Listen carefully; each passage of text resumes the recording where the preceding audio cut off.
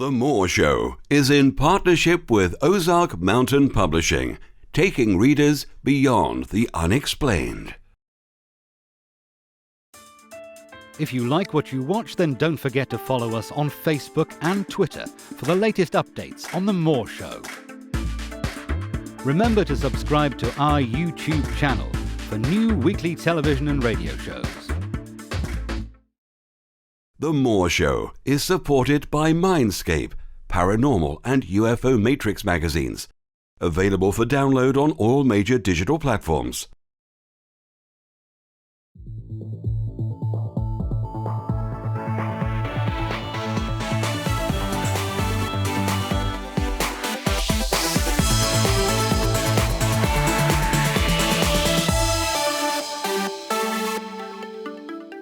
The comments and views expressed on The More Show are those of the people that make them and do not necessarily reflect the view of Kevin Moore, The More Show, or this radio station and its affiliate or sponsors.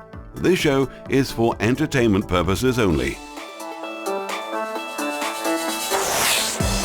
Broadcasting from the UK and across the world on TV, radio and online. I bid you all good morning, good afternoon, good evening, wherever you may be in all the world's time zones. This is The More Show, and I'm your host, Kevin Moore. For the next hour, I'll be covering subjects that will open up your mind and provide you with information you may have never heard before. On today's show, I'm joined with David Icke, who is a professional soccer player, journalist, and network anchorman with the BBC. He was the spokesman in the 1980s for the British Green Party, and since 1990 a full-time investigator into who and what is really controlling the world. He is the author of 15 books, including Alice in Wonderland, The World Trade Center Disaster, and Human Race Get Off Your Knees. His latest book, The Perception Deception, connects the dots based on a lifetime of research and insight about our computer-simulated reality, the holographic universe, and the hidden non-human archonic forces that are manipulating human life via hybrid bloodline families and networks in a global Orwellian state of total control. David Icke, welcome to the show. Thank you, Kevin. Well, it's great to have you back on the show, David. It's been a while since you were last on. I know, time that doesn't exist does tend to fly, isn't it? It certainly does. It certainly does. Now, how long did it take you to write your latest book, The Perception Deception? Well, I guess about 18 months in full, because I started, or maybe slightly less, I started in the summer of 2012, but I had to stop for a couple of months to put the Wembley event together of that year. And then I came back from Wembley and the next day carried on. And I finished it in about August of this year. So off and on, it was quite a write, because it's nearly 1,000 pages and something like 900 images and illustrations, and that takes one hell of a lot of putting together. Yeah, and many early starts in the morning, I'm guessing. Yeah, my body clock when I'm writing usually goes from 6 or 7 in the morning to maybe 5 in the afternoon. I don't think I've written a single word of any of my books after about 6 o'clock, because that's when my mind goes into give me a rest mode and give me a break mode. So I'm a daytime writer, really. Now, your latest book, The Perception Deception, it kind of brings together the sort of, what describes, shall I say, a perception deception that we're all under. But how does it bring all the strands of your work together then? Well, I've been on this road for a long time. And when I started out, the motivation really to come into this whole arena in about 1990 was the fact that I had what might be called a paranormal experience. It's actually a series of them. And it opened my mind to the fact that reality is not like we think it is, and that put it an even better way, it's not like we're told it is. And so that was my motivation for coming in, to this arena, it was to seek out the nature of reality. What is this world that we're living in? Who are we? Where are we? What are we doing here?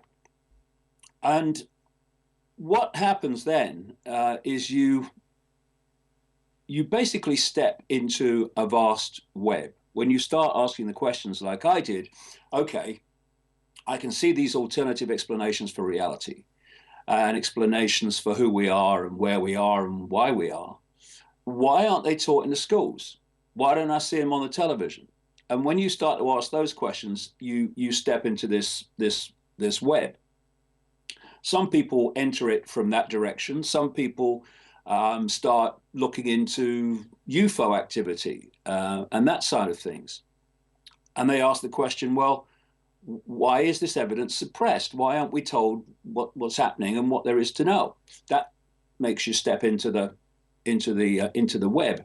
You can look at the banking system and the way it creates money out of nothing. You can look at the manipulated wars and the manipulated terrorist events, and then you're in the web when you're asking, why is this going on? Who's doing it? But really, to understand the web and how it works, you've got to open your mind not just to the subject area that started you moving, if you like. You've got to open your mind to all possibility, and to opening your mind to possibilities that you would before have rejected by reflex action.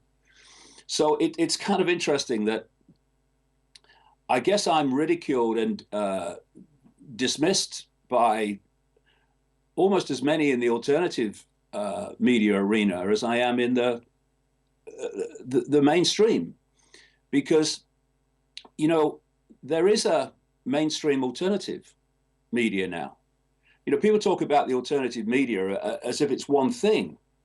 It's a vast spectrum from people who are dealing with information and perceptions that are barely, divisible from the mainstream, to people at the other end of the spectrum who are questioning every single facet of everything we've ever been told. And that's where I'm coming from.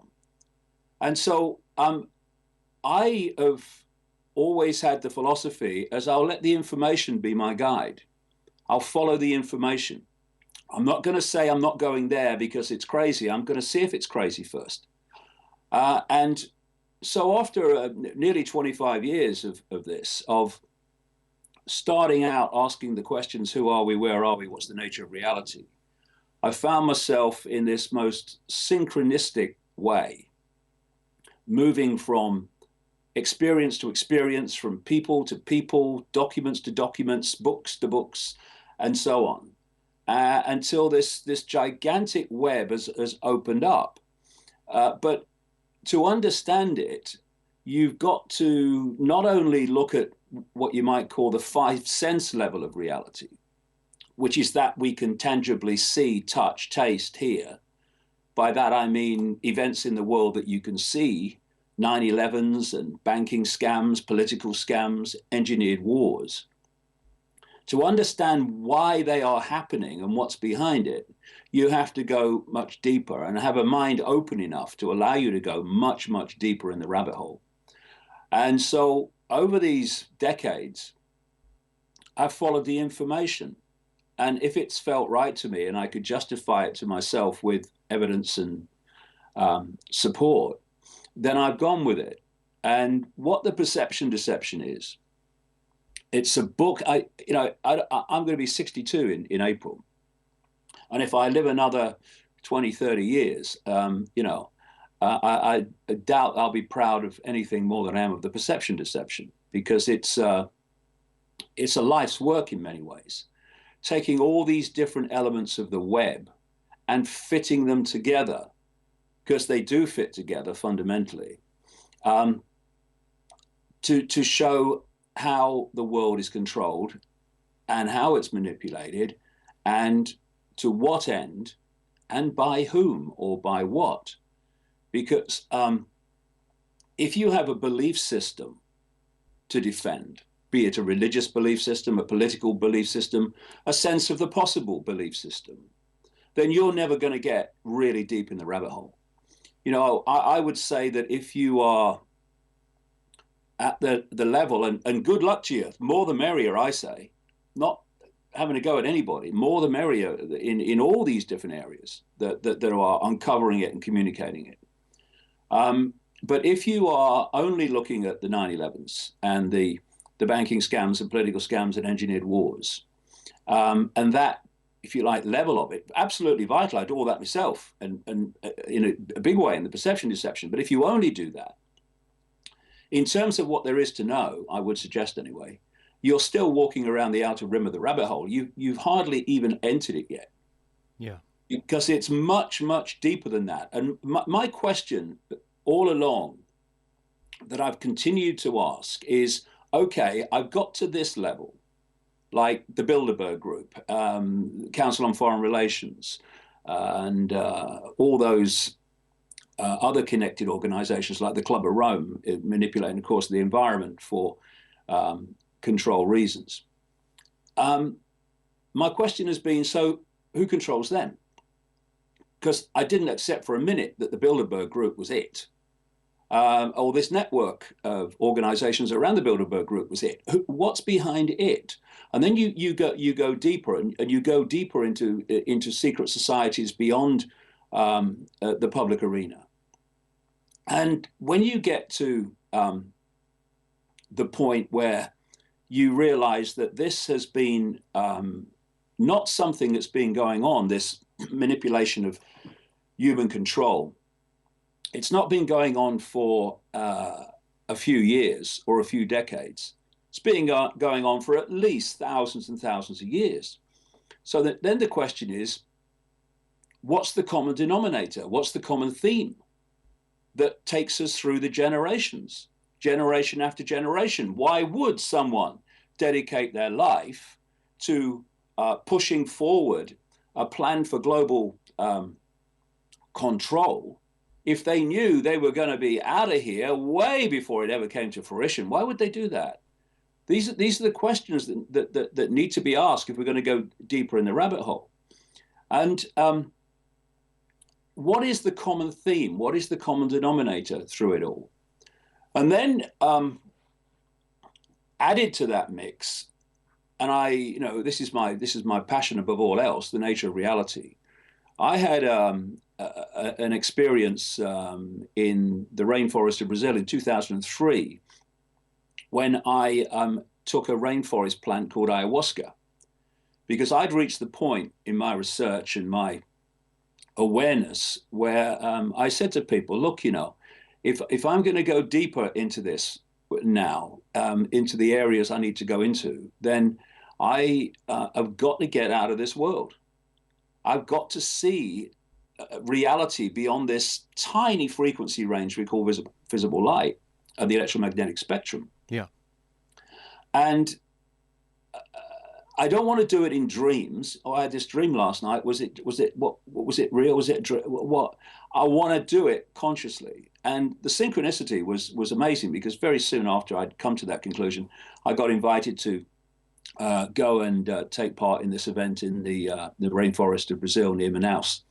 And I did it over a couple of nights. I could have took it 4 times. I took it twice because that was enough for me. I got what I wanted. And over those 2 nights, especially the second one, which lasted 5 hours, my awareness went into realms well beyond this reality. And took a female form, a voice, a powerful voice, talked to me for the whole 5 hours about the fact that this solid physical reality was an illusion, and explaining how it worked and the depth of the illusion. And I came back from Brazil. I had a complete recall of the 5 hours. Extraordinary, really. And I came back from Brazil, and I started to research deeply the nature of reality. And what I found when you go into the quantum physics and these other deeper levels of beyond the physical sciences, you realize that if mainstream science, or that area of discipline within mainstream science, would only connect its own dots, it would realize already that it has confirmed everything that I was told in that altered state in Brazil. And it was a big key for me, Kevin, that, because once I started to grasp, actually, as with all of us, remember the nature of reality and the illusory nature of reality, and the fact that what we call the world is a narrow band of frequency, so narrow it's laughable, that we can actually decode and perceive as the world we think we're living in. I mean, you say to people, when you look at the space that you're sitting in, not that there's any space actually, but when you look at the space you think you're sitting in, can you see everything there is to see? And most people will say, well, yeah, of course I can. A few books there, there's a wall, there's a picture, yeah, of course. But actually what you're seeing is a tiny, narrow range of frequency. And as with all ranges of frequency, whether it's radio stations or whatever, they can share the same space without interfering with each other, unless they're close on the dial, and then they can be interference. There can be a cross connection between two frequencies that are close to each other. And that's when I started to see how if you go deep, deep, deep, deep in the rabbit hole, you go beyond the Bilderberg groups, way beyond the Bilderberg groups, into the secret societies and into the satanic ritual secret societies. And deep, deep, deep in the rabbit hole and to the center of this web, you're actually going out of the dimension of reality that we can perceive and into another dimension of reality, which is actually manipulating this one through a network of families that go back thousands of years. And those network of families are, if you like, our world representatives, middlemen and women within our world for this force manipulating beyond what we can perceive. And it's what we can't perceive that is the common theme that spans this whole period. I say thousands of years, it's multiple thousands of years, probably, of this manipulation to this end of total global control. And this force beyond human sight, in its prime state, is just energy, it's just energetic awareness. And it cannot manifest, at least for long, in our reality, because there's such a frequency difference. And these particular bloodlines, known as royal bloodlines, but when people started to reject royalty, they went into the dark suit professions of banking and politics and corporations and all that. They are operating within our frequency band on behalf of that which is manipulating them and controlling them from another frequency of reality. And so, going back to what I said earlier, there's people coming in and going out and coming in and going out through this whole period. But actually, what they are is merely vehicles for that which is the constant, this unseen force. And when you look around the world and the ancient accounts, and indeed even look around the religions, Kev, you see this common theme of a force which is in its prime form energetic, but can take various forms temporarily. And the way it's described and how it manipulates human society is the themes are so common and so compelling. They go under the names like demons in Christianity, jinn in Islam, but actually that comes from the pre-Islamic world, the whole concept of the jinn. In Central America, so the shamans call these entities or this force the flyers. The Gnostic thinkers from pre-Christian Gnosticism, they called them the archons. And what I found when I was putting the perception and deception together so incredibly compelling was when I looked in detail at the texts left by the Gnostic people, the Gnostic thinkers, the ones that ran the great library of Alexandria, which was this great depository of ancient knowledge, staggering amounts of scrolls and documents, which was destroyed by the Roman Church.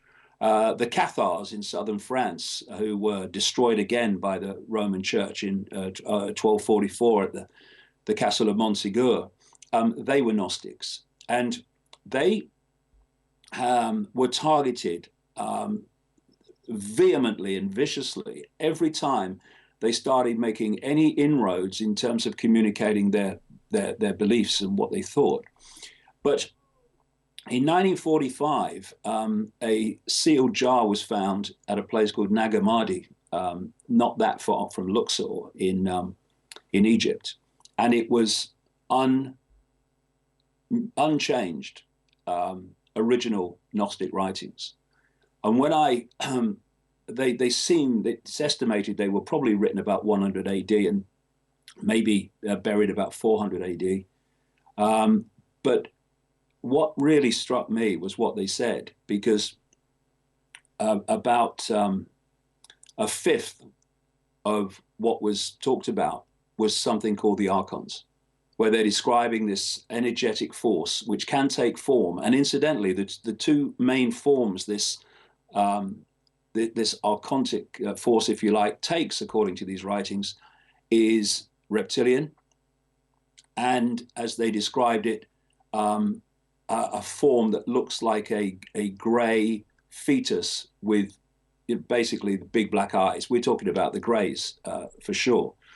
And they talk about the way that this world is manipulated by this archontic force in a way that I found incredibly compelling, because it's what I'd come across in the years before. Right.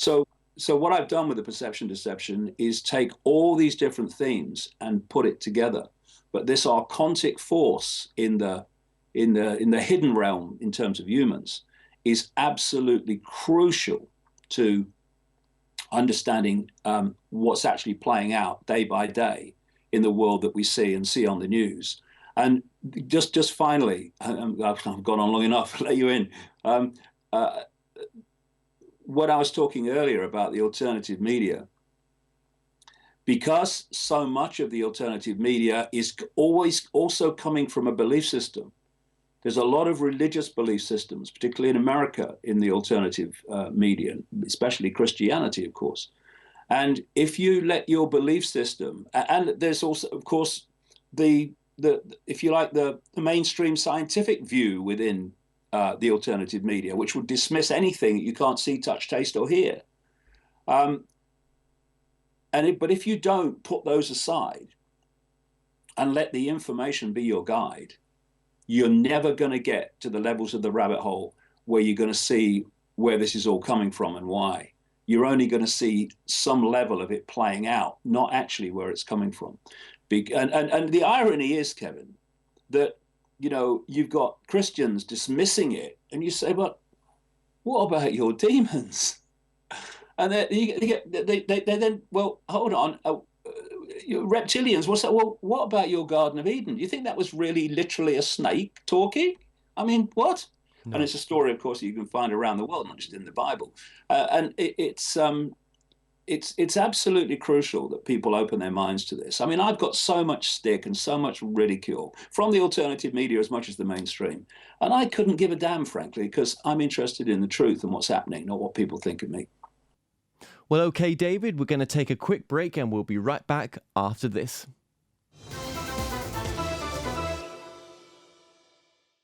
The Moore Show is in partnership with Ozark Mountain Publishing, taking readers beyond the unexplained. Visit themoreshow.co.uk/shop to purchase products and services from your favourite past guests. If you're new to this site, you can also catch up on the previous television and radio shows through YouTube and the Moore Show website. The Moore Show is supported by Mindscape, Paranormal and UFO Matrix magazines, Available for download on all major digital platforms. The comments and views expressed on The More Show are those of the people that make them and do not necessarily reflect the view of Kevin Moore, The More Show, or this radio station and its affiliate or sponsors. This show is for entertainment purposes only. Welcome back to the show. I'm still joined by my guest, David Icke. David, welcome back to the show. Thank you, Kevin. Well, we'll get back into the archons in just a short moment. You know, I like your work. You don't just stick with one thing. You know, you're expansive on the whole subjects that you cover. But before we move on, let's just discuss consciousness. What is your understanding of our true nature? I mean, are you a soul that's incarnated into a body, would you say? My view is that everything that exists is one infinite single consciousness. But within that single, if you like, entity are infinite points of attention.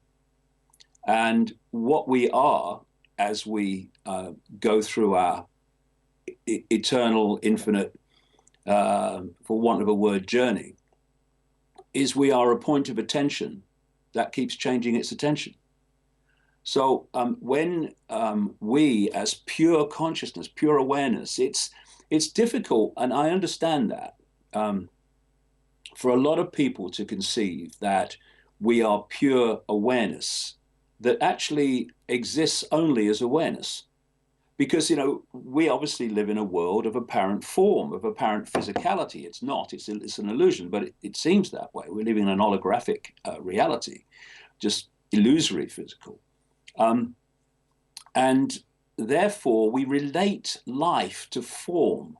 And we relate when a form, quote, dies, like a body, that's life and death.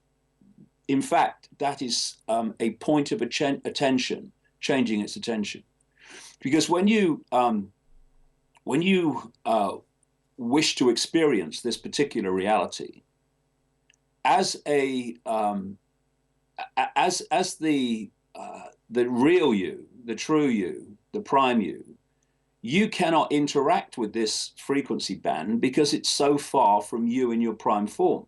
So I couldn't pick up my glasses in my prime form because the glasses will be so far in frequency terms from the true me that it couldn't happen. So what we do to experience this reality is we take on an outer form which can interact with this reality because it's within the same frequency band as the reality. And so when we enter or take form, the body can only decode a certain range of frequencies, tiny range of frequencies we call visible light, ridiculously tiny, as I keep saying. And so when, if you like, we wake up as a human being, our point of attention has been focused on this tiny band of frequency we call the world. And if you, and this is what the system wants us to do, it wants us to hold our attention, our perception only at that point of attention, then you're searching, or maybe you're not even doing that, but if you're looking to get a fix on the world, who you are, where you are, what's happening in the world, why it's happening, then you have got this frequency band, this point of attention to try to understand those questions. Yeah. And of course, once we're focused only in the five senses, because that's basically what the point of attention is in the way I'm describing it, we are in this world and we are of it, in the sense that we're trying to get a fix on the world by information coming to us from this world, from this frequency band. And where's it coming from? The education system, which is nothing more than a programming system to turn out the adults, slaves that the system wants. We have the mainstream media, which is simply telling you what the system that controls it wants you to believe. We have peer pressure and peer influence, but that's coming from people who've been through the same programming system that you have and gone through the same media programming that you have. Thus, it's the blind leading the bloody blind. And so the system's got you if you're in that that level of attention. And so many people, I'm not knocking anybody here, I'm just pointing out my observations.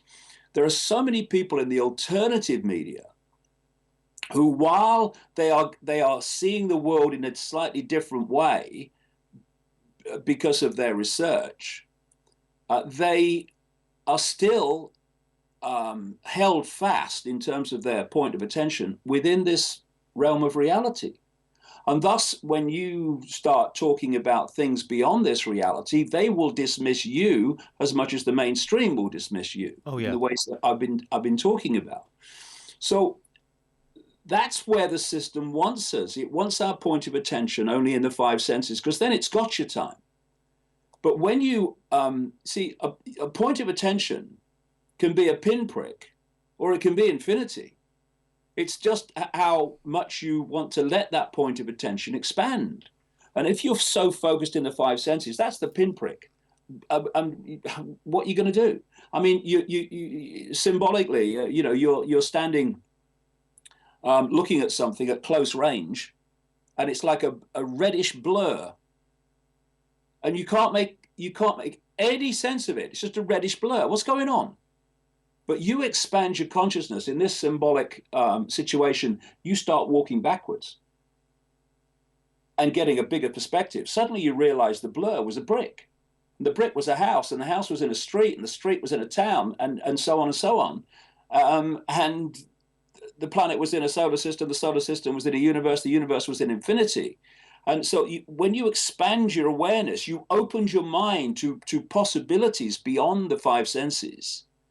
And you allow your mind to flow instead of building walls around it, which is what the system wants you to do. That's why it ridicules anyone that has expanded consciousness and sees everything from a different angle.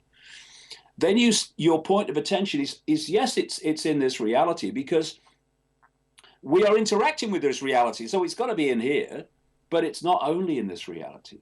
And it's expanded into realms of awareness, realms of existence and frequency and wisdom that are vastly beyond this tiny frequency range that we call the world. And suddenly you're in the world, but you're not of it in terms of your point of attention.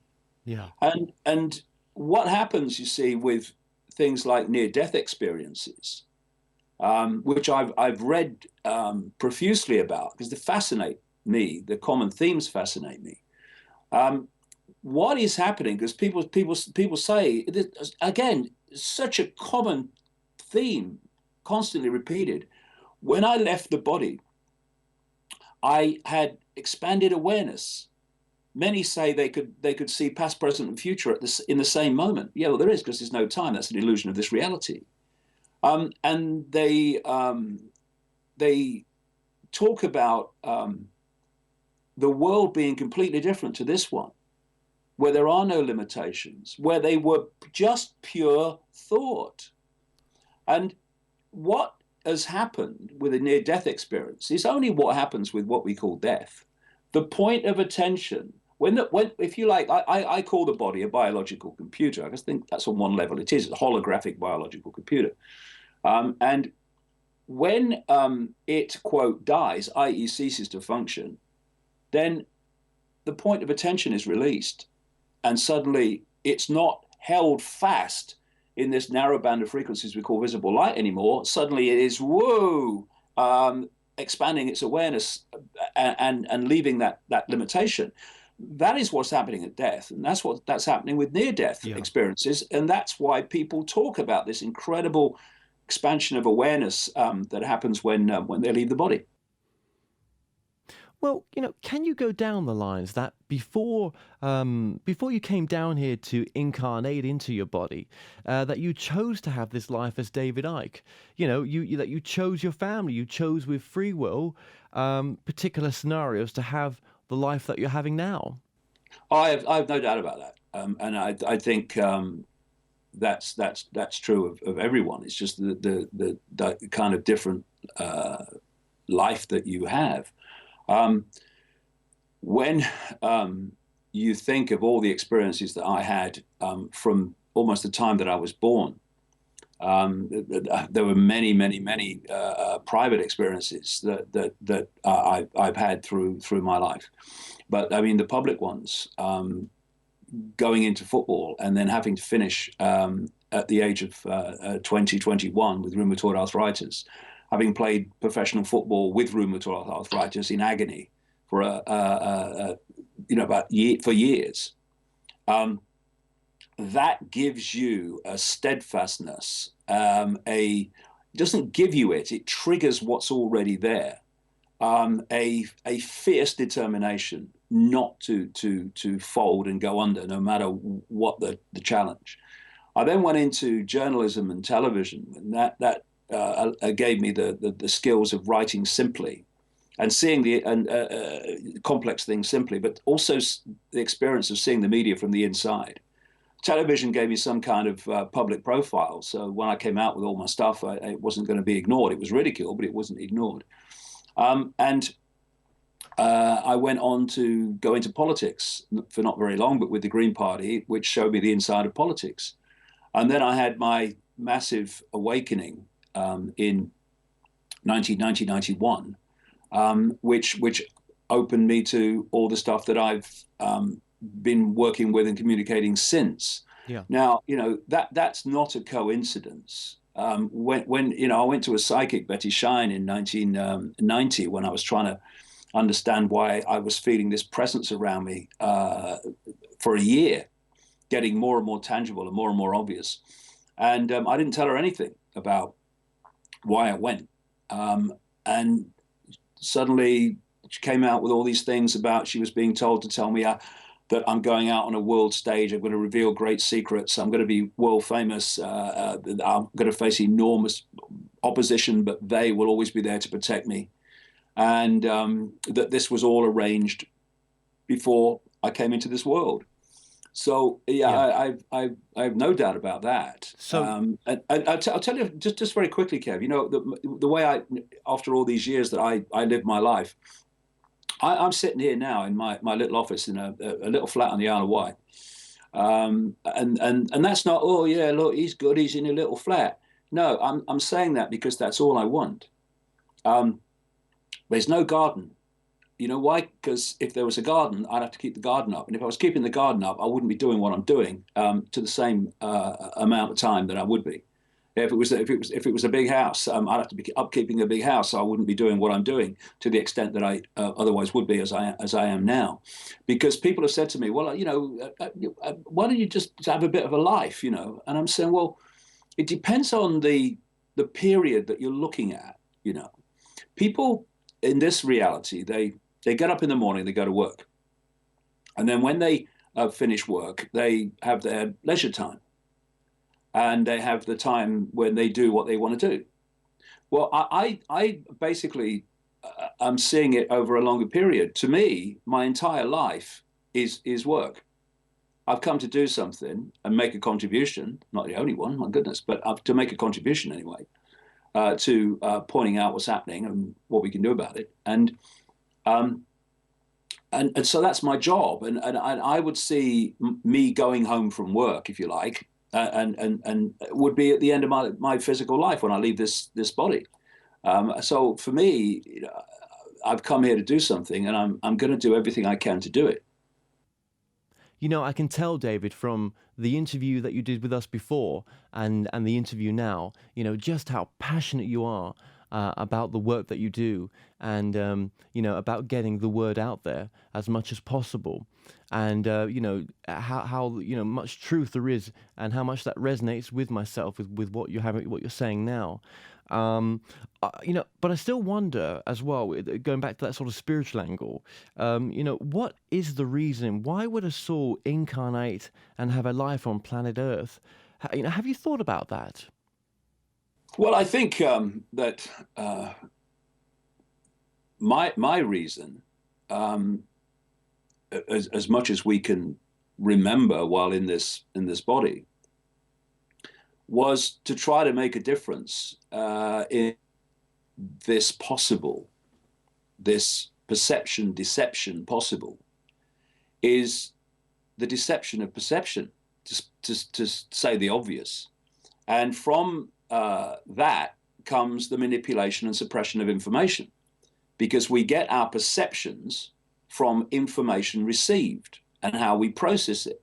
And from our perceptions comes our actions, how we live our lives, but it also coming from that is what we will challenge and what we won't, and whether we'll see something as a good thing or not a good thing. You know,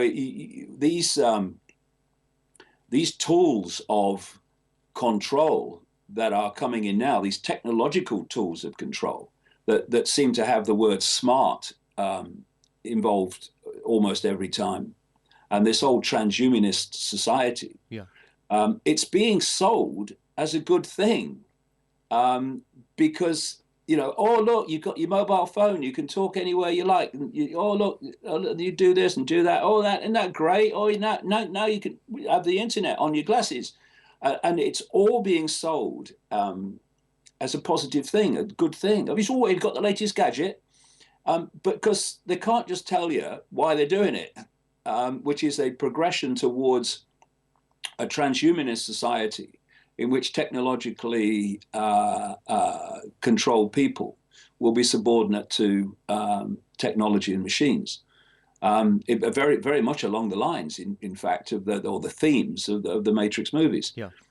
So if you don't do the research and you don't come up with what it's all about and why it's happening and to what end, then you're going to be saying, hey, I'm going to buy one of them, they look great, when without any idea that it's part of the control system that is designed not just to control your life to the extent that it would, but also, as the technology moves on, to control the lives of your children and grandchildren in a way that even Orwell wouldn't have foreseen. So it's an attempt to reverse the program, if you like, which is suppress information, keep people in the dark, and then they'll do what you want until it's too late and the cell door has clicked and there's nothing they can do about it. The reverse of that is to present people with information explaining the real reason for why it's happening, what's behind it, to what end, why this is happening, why that's happening, and to give a totally different perspective on a life experience. Yeah. And that's what people like me are doing, people like you are doing. And you know, so many people are seeking to do now. But what I'm saying is that if we're going to get to that point of understanding how we turn this around, then we have to have an understanding of the game that's being played on us, so we can play the game in a different way. And that means putting aside preconceived ideas, belief systems, in other words, and letting information be the guide, and not pre-programmed belief. Okay, we're going to take a short break and we'll be right back after this.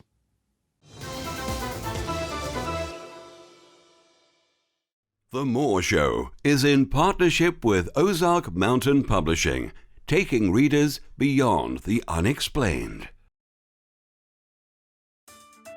If you like what you watch, then don't forget to follow us on Facebook and Twitter for the latest updates on The Moore Show.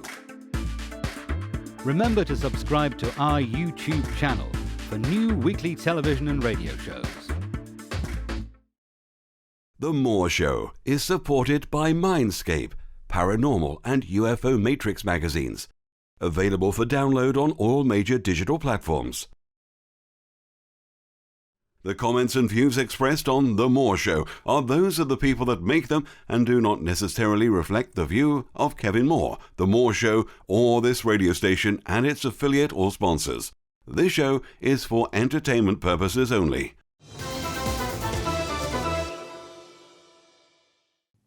Welcome back to the show. I'm still joined by my guest, David Icke. David, welcome back to the show. Just before the ad break there, I just wanted to ask you as well, is that, do you think perhaps the solution to some of your work as well is more of a spiritual solution, in the sense that, we need to understand that we all come from the same source, we're all family in a sense, that we, coming from that space, that we, sharing is a massive key of acceptance as well, and that, having unconditional love, and just coming from a different space, perhaps. That's completely right. And that is the answer. And there are a few things to say about that. First of all, if you look at my books, I've never written a book that is about the conspiracy without talking about the spiritual nature of reality part of this. And the two must go together, because the left side of the brain is basically what controls people's perceptions. And we live in a left brain society for that reason. This is why academics and scientists are all prisoners of the left brain. That's why they can't see the wood for the trees, or the twigs for the forest, or the forest for the twigs, or whatever. And so explaining how reality works in a left brain way, and why it's an illusion, and how the illusion works, and that side of it is very important, because it gets the left brain out of the way. If you only talk about, opening your heart and unconditional love, a lot of people will say, yeah, I can appreciate that, but a lot of people will go, it's all mumbo jumbo, mate. Yeah, I'd never get anywhere doing that. But when you can break it down in a left brain way to explain in terms of actually basic physics and energy, that is the answer and why, then more and more people will then open their minds to the spiritual side, because you've got their left brain out of the way, that barrier that says, oh, load of rubbish, mate. And it comes down to this in the sense that this world has been hijacked. It's been hijacked by a force which the Gnostics described brilliantly. And it's a force which has to invert everything. We are all one, but that infinite one is not all in the same state, if you like. It doesn't have all the same point of attention. The difference between an archontic force and me or you and people watching this is merely the point of attention, that's all. We have a situation, I go into it in detail in the book and explain it, but we have a situation where we're dealing with a force which, in terms of its point of attention, is inverted. This is why we live in an inverted world, down to things like we're going to bomb Libya, Libyan cities, to protect the children from violence. You look everywhere. You look at medicine, you look at science, you look at any aspect of human society, and it's inverted. It's being done in the opposite way to the natural order of love. The natural order would never bomb anybody. The natural order would never allow anyone to go hungry in a world of plenty. The natural order would never abuse children. The natural order would never manipulate a banking system to create a less than 1% mega rich and a vast, suffering, struggling poor. The natural order wouldn't do that. Everything is inverted because this archontic force is inverted in terms of its perception of reality. Because of the inversion, it does not have something called empathy, which is part of the natural order. Empathy, being able to put yourself in the feelings of people who suffer the consequences of your actions. If you cut off empathy, then there is no limit to what you will do, because there's no emotional consequence for whatever you do, because you don't have empathy with the victims of your actions. And what this distortion does is it brings the frequency into a very low and distorted state. If you get pulled into that point of attention, then your frequency starts to fall. It starts to get denser, starts to get more and more limited in the expansion of awareness that you can access. And that's the world that this archontic force wants, because it cannot control, manipulate, and attach to, thus, if you like, possess the perceptions of the natural order of love, of unconditional love, is an extraordinarily high frequency. In fact, in its prime state, it's not even a frequency at all. It just is. It's beyond frequency. Yeah. And it could not manipulate a world in that state. It has to pull that natural order, that state of unconditional love, into an inverted, distorted state, because then it's playing at home. And because it's in a distorted state, it's the world champion, if you like, at manipulating that state. And so what happens is that our perceptions are distorted from cradle to grave.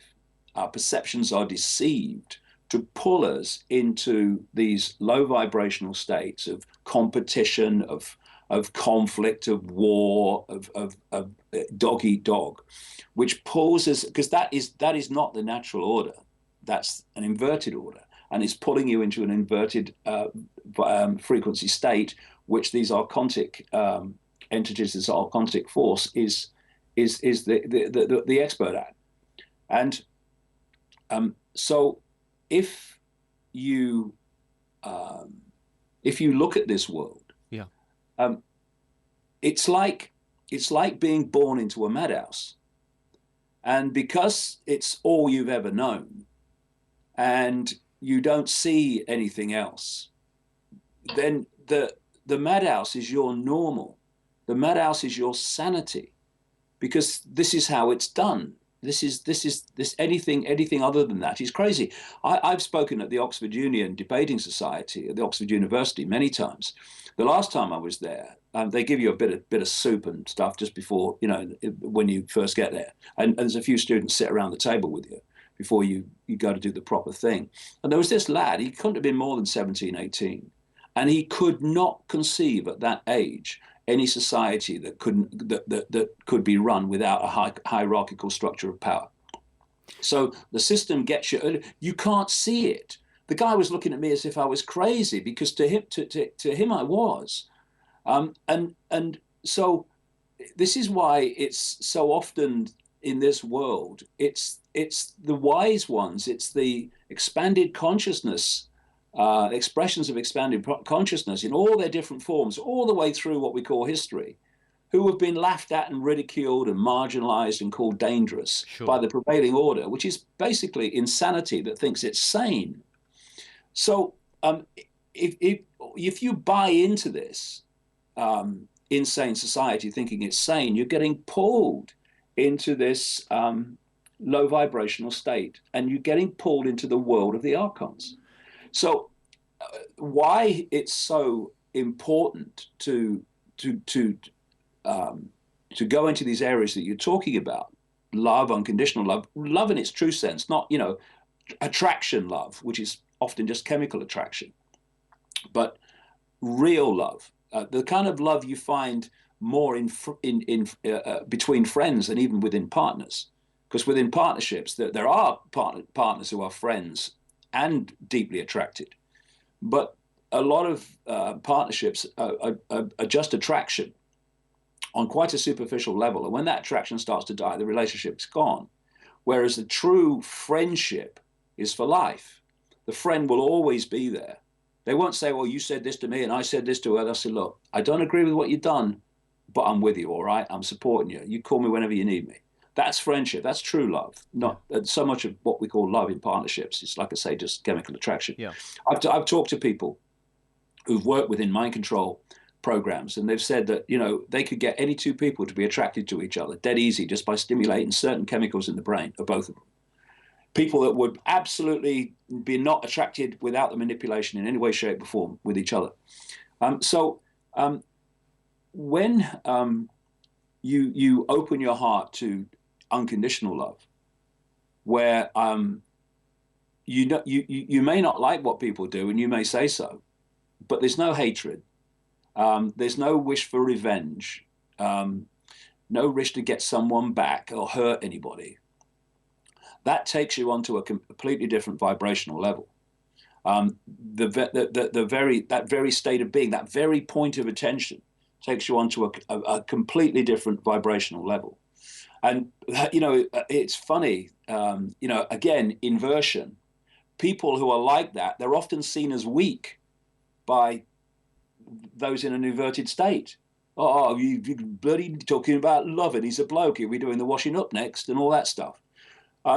And yet, it's the answer. It is the only answer, because it takes us into a level of frequency where this manipulation can't not only manipulate us in the same way, our perceptions in the same way, because we're coming from a level of attention that's way beyond where we need to be manipulated. Yeah. They also cease to be able to feed off us, because they do. This is a massive common theme with these archons and others of the force under different names, same force under different names, is that they feed off human low vibrational emotional energy, all those emotions that surround the basic state of fear.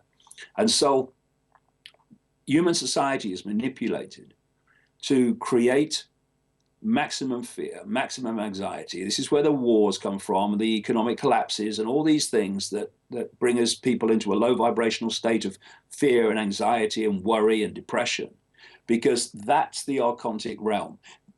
The archontic realm is also the realm, the energetic realm of what we call death.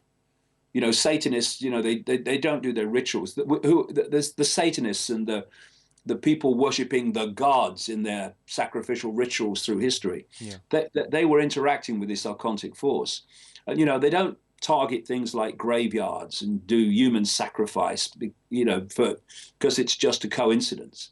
It's because the vibration of death and decay and destruction is the energetic frequency they feed off. So what is happening to the world, Kevin? They are destroying it in terms of life. Again, inversion. The natural order is life. The archontic order is death, decay, and destruction. And so when we see the destruction of the rainforest, when we see the destruction of the atmosphere from a human point of view through Fukushima and all these other things, and when we see all the technologies that have increased the technologically generated radiation in our atmosphere that we're interacting with all the time by millions of times in the last 50 years, when we see the chemtrails putting chemicals and metals into the atmosphere, when we see the genetically modified food, which is basically dead food, when we see the chemical infested food, dead food, when we see all the chemically infested drink, dead drink, it's all part of this process, as I connect the dots in the perception deception of creating, if you like, turning our reality into a reality more acceptable to this and more compatible with this archontic force. And this is when you put the dots together, this is what's happening to us all the time. Okay. This is what's going on. This is what all Agenda 21's about in so many of its aspects, as well as other things. This archonic force, would you say that it's possibly related to some of Zecharia Sitchin's work, with the Sumerians? Or is this, are these interdimensional beings, like the UFO community would discuss about, and that they possibly could have seeded the planet as well? Well, I think when you look at the nature of reality, if you look at some of the books that I've written about reptilians, I've said many times that the reptilian is not the end of it. It's not it. It's one level of it. And I said that think that eventually to get to the point where it's coming from, you're out of the realms of form and you're into the realms of just energetic awareness. And so when you look at the writings found at Nag Hammadi in Egypt in the 1940s. Yeah. They talk about, like I said earlier, the two main forms that this archontic force takes when it does take form are reptilian and what we would call the greys, and the way they describe them. And so when you're talking about archons, it's like, what level are you talking about? Because you can be talking about their energetic level, and then you talk about the different levels of form that they can take, or the different various forms they can take within our reality. And so when you look at the what's called the Anunnaki in the Sumerian texts, when you look at what they call in the Zulu belief system in Africa, the Chitahuri, the children of the serpent, children of the python, and you are almost certainly, in my view, looking at an expression in some kind of form of this archontic force. So I think they are probably all the same. They're just different levels of it. I mean, right. when you look at the Rockefellers and the Rothschilds and the British royal family, they have a form, and they look different. When you look at the Chinese leadership and that structure that controls China, the structure that controls Japan, the structure that controls South Africa, the structure that controls the countries of South America, or most of them, they all look different, and they all have different colors and different skins and different genetic background in the realm of form. But they're all answering to this archontic force, and they're all expressions of this archontic force, those that are really calling the shots from the inner sanctum that is beyond the politicians. So, if you think of it, an energetic awareness, but as it comes down into our reality, it takes many, many different forms. It just, according to the Gnostics, the grey big black eye form and the reptilian form seems to be the main ones. And funnily enough, that's been my experience and my research over the years as well. Absolutely, but I'm sure, as there are a negative force out there, in a sense, I'm sure there's species out there that are for very positive. Absolutely. Yeah, absolutely. This is why, when we talk about extraterrestrials, it just means not of the Earth. I prefer to call them interdimensionals anyway. But yeah, you look at the human family. There are people in the same reality who, in different races, look pretty much the same, but their perceptions, thus their actions and their intent, can be vastly, vastly different. And it's, of course, no different with any type of form, whether you call it extraterrestrial or whatever. You're going to have different intent, because you're going to have different, entities, if you want to call them that, coming from different, here we go again, points of attention. So not every expression of the infinite that takes a reptilian form is going to be something that's trying to cause mayhem. No. Just as, there are people dropping bombs on Libya and Syria and etc., and there's ones campaigning against it, and they're all human. Well, some of them are more human than others, I think. Yeah. But so yeah, it's, again, Kev, we come back to the theme. It's your point of attention, your perception of self, reality, and your experience equals behavior, and behavior equals the kind of society we live in.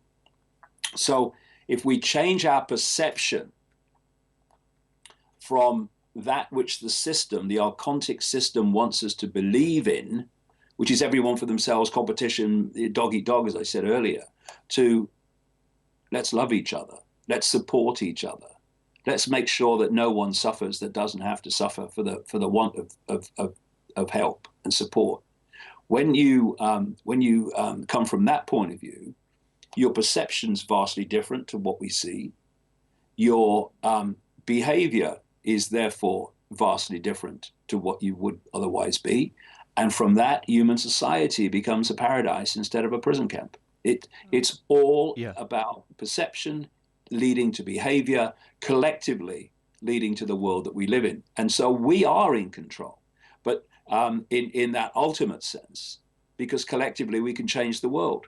But what is fundamental to this control system, and has been all through known history, and this, what I call archontic hijack, is dividing and ruling the population, the target population. So the target population, far from loving each other, is at war and conflict and competition with each other. And thus, we never come together with that collective power that could change the world in a day. But that's what we must do, unless we want this Orwellian nightmare to unfold further. And just briefly, I want to discuss the People's Voice as well. So just tell the audience a little about the People's Voice and how it's going. Well, I was interviewed by a writer, I won't call him a journalist, a writer on a major British Sunday newspaper called the Sunday Times for a 5-page article. And the guy turned up with concrete for a mind and hadn't even bothered for an article that long to read a page of any one of my books. The experience just said to me, look, we're wasting our time trying to get this out through the mainstream. And so what can we do? You know, there are lots of people out there doing internet shows, various subjects, but I just had this idea, well, why don't we try to create an internet television radio channel with aspirations to take it into the realms of the satellites and stuff like that, that would be a vehicle for not just looking at the conspiracy of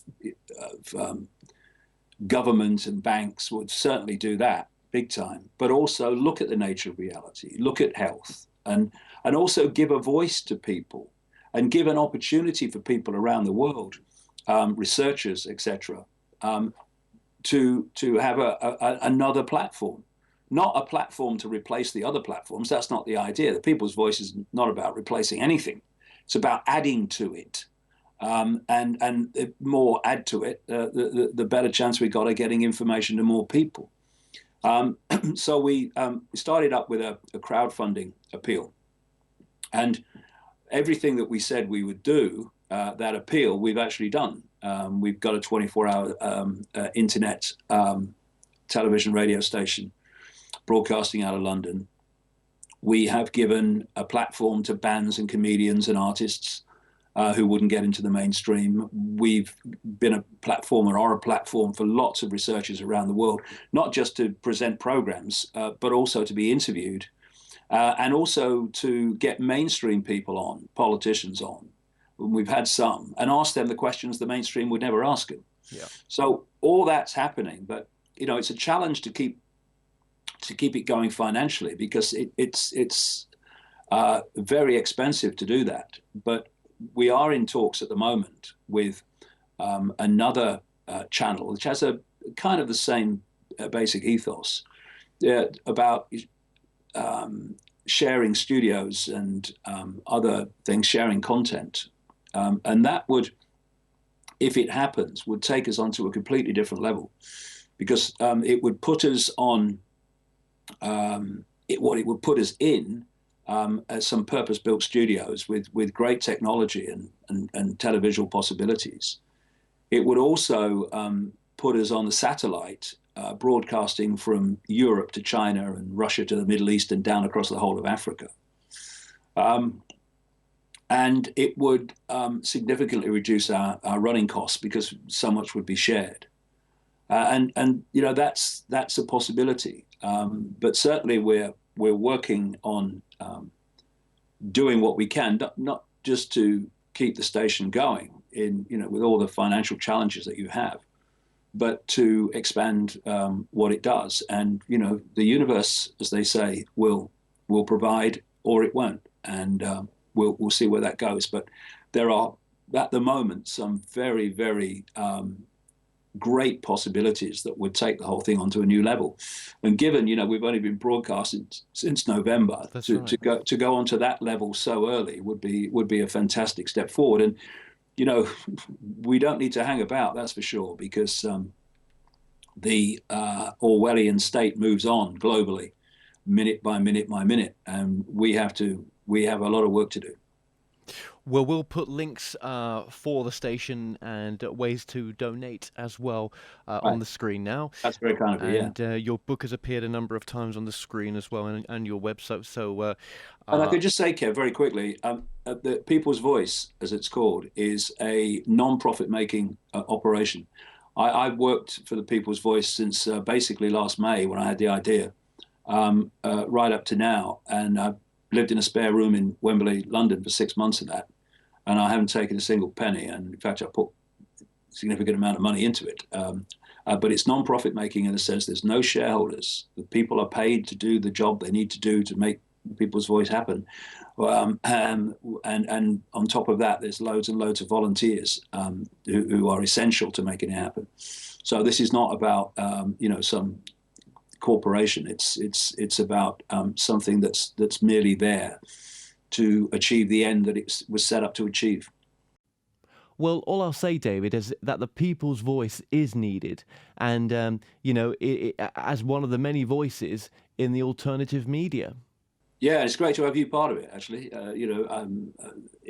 there's so many good people out there that need to have a bigger platform than they currently have, because they're making a great contribution to alerting people to what's happening, and not just to what's happening, but alerting people to remember who they really are, because that's the key to everything. Well, David Icke, thank you so much for joining us today. Real pleasure, Kevin. Thank you. Well, we've come to an end on today's show. Don't forget that you can listen and watch all our past interviews on The More Show's official YouTube channel. Remember to subscribe to our YouTube channel for new daily shows.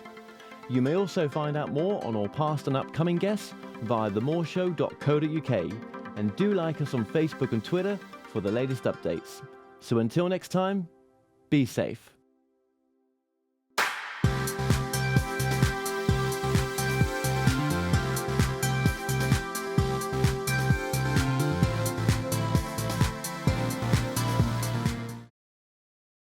The More Show is in partnership with Ozark Mountain Publishing, taking readers beyond the unexplained. Visit themoreshow.co.uk/shop to purchase products and services from your favourite past guests. If you're new to this site, you can also catch up on the previous television and radio shows through YouTube and the More Show website. The More Show is supported by Mindscape, Paranormal and UFO Matrix magazines, available for download on all major digital platforms.